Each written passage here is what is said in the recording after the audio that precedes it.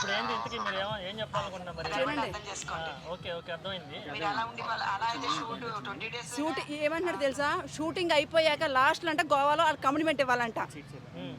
నేను ఒప్పుకోలే. నేను video post చేస్తానని చెప్పా. సారీ మేడం అని పెట్టేశారు. మళ్ళీ ఫోన్ చేశారు. ఇంకా నాకు తిక్క తెంగింది. ఇన్స్టాగ్రామ్ పోస్ట్ చేస్తాను.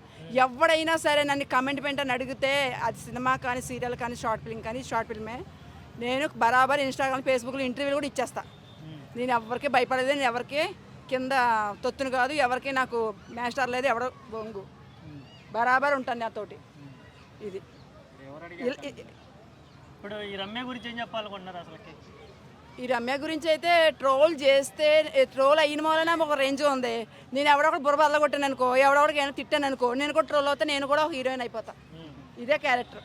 ఇలాగే ఉంది. బూతులు వచ్చా? బండా బూతులు తెంగుతా. నాకు అంత తిక్క తెంగిందంటే ఆల్ ఇండియాలో బూతులు నాకు వచ్చి ఆంధ్ర తెలంగాణ కలిపి కుంపుతా. అలెక్యగానే వచ్చు నాకు. అది ఇంకా చూసి ఆలోచించి మాట్లాడతామో.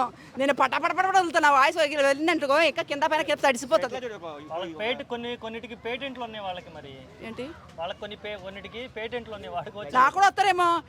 ఆయన అగోరికి రాలే వెనకాల ఎంకరేజ్ చేసి కూడా ఆ కార్ ఏమైనా అయిందా? ఇల్లుంటే ఎట్లా వస్తేనే బాగుంటుంది కదా. నేను కూడా అట్లాగే మొదలు పెడతా. అప్పుడు వైరల్ అవుతాను. నా ఇంకెళ్తే రోజులు రావట్లే. ఒక విషయం చెప్పనా, ఇక్కడ సకీలను కూర్చోబెట్టి ఇక్కడ ప్రతివేద సేరగట్ట కూర్చోబెట్టామనుకో, ఎక్కువ వేస్తే ఎవరికి వస్తాయి? ఇక్కడ సకీలకు మాత్రమే వస్తాయి. అలాగుంటేనే బాగుంది. ఇప్పుడు అలాగుంటేనే ఆ తిట్లతోటి వైరల్ అయింది.